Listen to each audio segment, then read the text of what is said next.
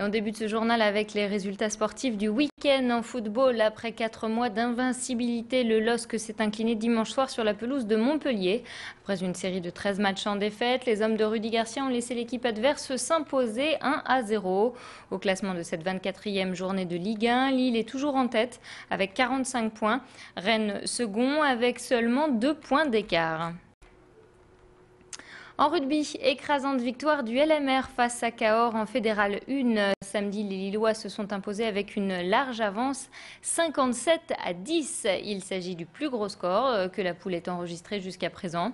Après avoir subi 2 défaites, les Lillois se sont repris en main et ont proposé un très beau jeu aux 1800 spectateurs du Stade des Ormes. En volley, les filles du VCMB, le club de Marc-en-Barœul, se sont bien battues samedi soir face à Terville en championnat de France. Mais évidemment, le niveau de jeu n'est pas le même. Face aux leaders de la division, les nordistes s'inclinent donc 1-7-3 au classement général de la division Excellence féminine. Marc-en-Barœul est 10e avec 11 points. Terville, l'adversaire du week-end, reste en tête avec 13 victoires sur 14 matchs et 38 points.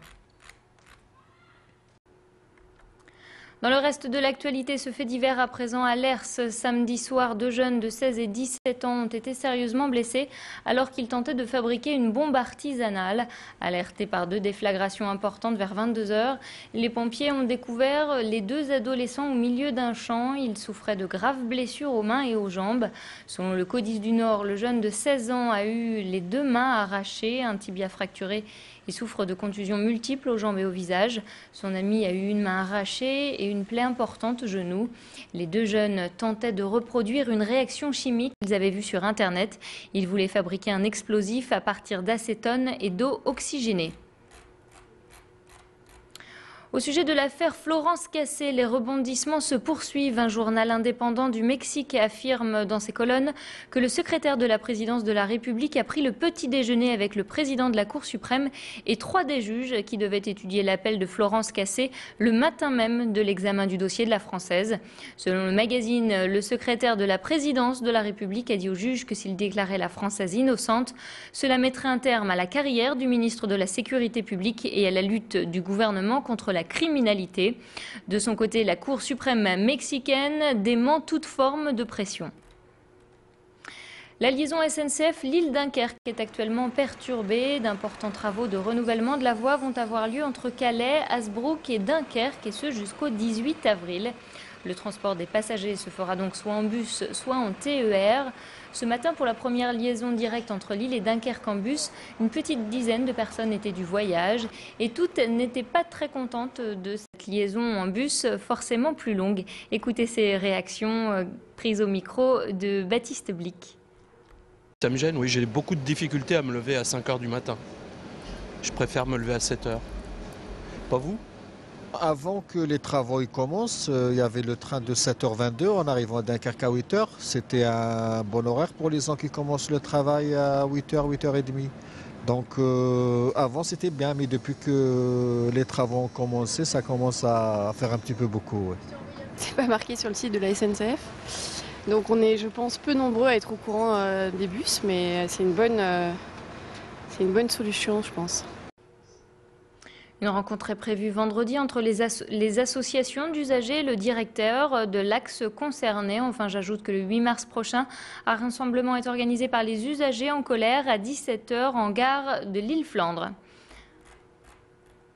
À Lille, une nouvelle manifestation en soutien au peuple algérien a eu lieu ce samedi. Depuis 3 semaines maintenant, chaque samedi, ils sont entre 80 et 90 des manifestants qui viennent exprimer leur soutien à la révolte algérienne et demander le départ du président Bouteflika. Plus généralement, le cortège a soutenu la révolte des pays arabes pour plus de liberté. Le chantier du vélodrome couvert de Roubaix va commencer. La pose de la première pierre a eu lieu samedi en présence notamment de Martine Aubry, de Redé Van Dierendonck, maire de Roubaix, et de Daniel Percheron, président du conseil régional. Le futur vélodrome sera un bâtiment construit en haute qualité environnementale avec par exemple la récupération des eaux de pluie qui servira à arroser ou nettoyer la piste de BMX. Plus globalement, ce nouvel équipement sportif devrait coûter la modique somme de 25 millions d'euros, financé principalement par la région et LMCU. Un nouvel équipement sportif qui fait le bonheur du maire de Roubaix qui va l'accueillir sur sa commune. Écoutez-le. Il va nous permettre non seulement d'entraîner un pôle national de cyclisme, mais tout au long de l'année avec ce formidable club cycliste qu'est le Vélo Club de Roubaix, emmené par Jean-Charles Canon, il va nous permettre de développer une offre de services en direction des écoles, en direction de tous les publics de la région, sur le thème des séminaires d'entreprise, sur le thème redécouvrez le vélo, redécouvrez la piste. Vous n'avez pas besoin entre midi et 2 de venir avec votre vélo, vous en trouverez un là. On se quitte avec cette initiative altruiste. La 4e édition du spectacle au profit des Restos du Cœur avait lieu ce dimanche à LM. Contre quelques denrées, il était possible d'allier plaisir et solidarité, de profiter d'un spectacle musical. Une manifestation à l'initiative de 2 associations de quartier de LM pour promouvoir les artistes locaux et en même temps faire une bonne action. Écoutez à ce propos les organisatrices de cet événement. Elles répondent aux questions de Macha Grunessen. Chaque année, c'est un peu plus. Donc là, les réservations, déjà, il y a eu beaucoup de réservations en amont, chose que d'habitude pas. Donc chaque année, un peu plus de monde et chaque année, un peu plus de denrées alimentaires. Le bouche à oreille aussi fonctionne bien sur ce spectacle. Tous les ans, on a un public régulier et puis d'autres personnes qui viennent participer aussi à cette manifestation. Donc c'est positif tous les ans. Voilà, c'est la fin de ce flash. Merci de votre attention. À suivre les prévisions météo et l'infotrafic, toujours en direct. Très bon après-midi à vous et bon appétit sur Grand Lille TV.